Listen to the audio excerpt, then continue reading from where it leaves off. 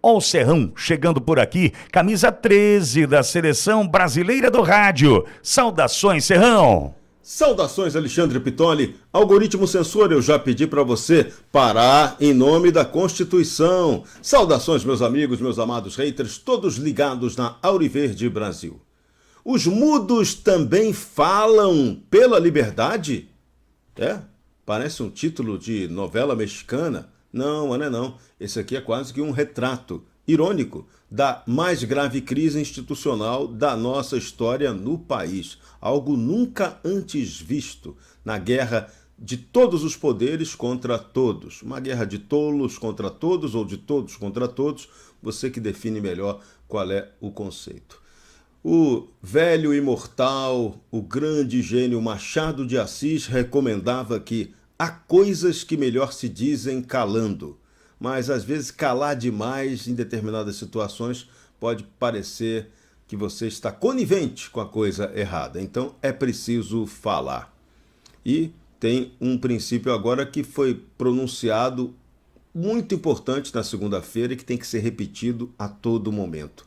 A pacificação do Brasil depende de um Supremo Tribunal Federal imparcial. E sabe quem deu esse recado? Foi um ministro do Supremo Tribunal Federal. André Mendonça afirmou que a pacificação do Brasil depende da atuação imparcial do STF. O recado foi dado lá fora, nos Estados Unidos. Foi durante uma palestra na Universidade de Georgetown, em Washington. André Mendonça foi bem claro. Cabe a cada um de nós do Supremo tentarmos ser esses agentes de segurança, de imparcialidade, de credibilidade do país. Mendonça destacou que o Brasil está dividido ao meio e que não vê possibilidade de pacificação antes das próximas eleições. 2026 está chegando, está perto, estamos no caminho. O ministro indicado por Bolsonaro tem sido frequentemente voto vencido em decisões sobre política e liberdade de expressão. Ele tem defendido até posições mais garantidas. Ele citou o exemplo do caso tributário em que ele votou contra sua convicção pessoal por razões de segurança jurídica. Daí o garantismo. Ele priorizou a coerência com decisões anteriores já tomadas pelo tribunal para manter como o direito deve ser. Bom, uma posição do ministro Mendonça. Vale lembrar que decisões anteriores do STF, como a magistral ADPF 130, asseguraram plenamente a liberdade de expressão, o direito de criticar autoridades e a inconstitucionalidade de qualquer censura. O STF estabeleceu que o poder público não pode interferir na produção e divulgação de notícias e opiniões, salvo em casos específicos e excepcionais, onde possa ser comprovado que a liberdade de expressão está sendo utilizada para fins ilícitos ou que causem danos a terceiros, principalmente em casos de difamação. O perigo é que isso depois acabou sendo distorcido e utilizado como exceção a uma regra que não existe. A regra é: a censura é inconstitucional. Deve prevalecer por bom senso a liberdade. Agora, André Mendonça está fazendo um contraponto sutil à percepção de que o tribunal estaria tomando decisões com viés político. Mendonça deslocou o foco para a responsabilidade dos próprios magistrados em suas condutas e decisões, sugerindo que a imparcialidade não é apenas um ideal abstrato, mas tem que ser uma prática necessária para a recuperação da credibilidade institucional. Nunca na história desse país o Supremo Tribunal Federal esteve tão desgastado.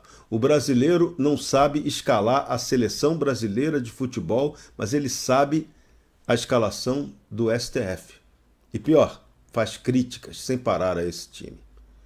Também em Nova York, o presidente da Câmara, Hugo Mota, mandou um recado importante ao judiciário, ou à cúpula do judiciário.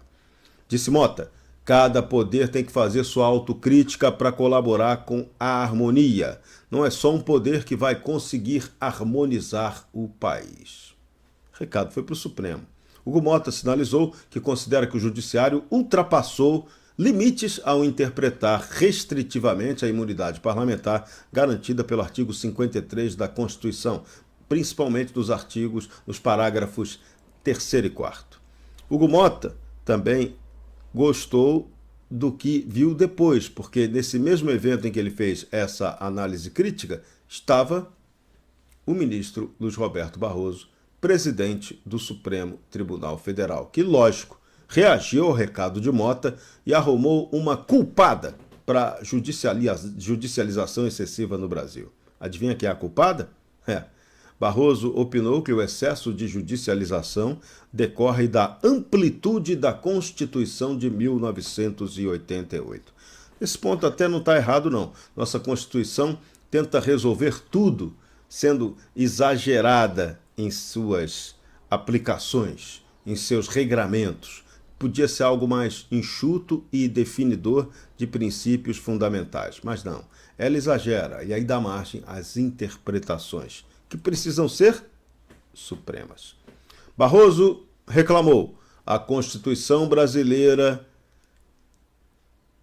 trouxe para o direito uma imensa quantidade de matérias que nos outros países são deixadas para a política. É por isso que dizem que o Supremo se mete em tudo. Será? É uma questão de autocrítica, como lembrou muito bem o ministro André Mendonça. O fato objetivo é que tem esperança de luz no fim do túnel. Mendonça frisou que a pacificação só deve ocorrer para lá da eleição de 2026 e tem um detalhe importante. A próxima eleição, o Tribunal Superior Eleitoral será presidido por Cássio Nunes Marques e por André Mendonça. Então, pode ser que eles consigam restabelecer, pelo menos, a garantia da liberdade de expressão na eleição, já que nas eleições passadas tivemos censura. E censura, tem que lembrar toda hora, no Brasil ela é inconstitucional. E quem reafirmou isso foi o Supremo Tribunal Federal. Então, coerência é tudo. Para Auriverde Brasil, camisa 13 da Seleção Brasileira do Rádio, Jorge Serrão.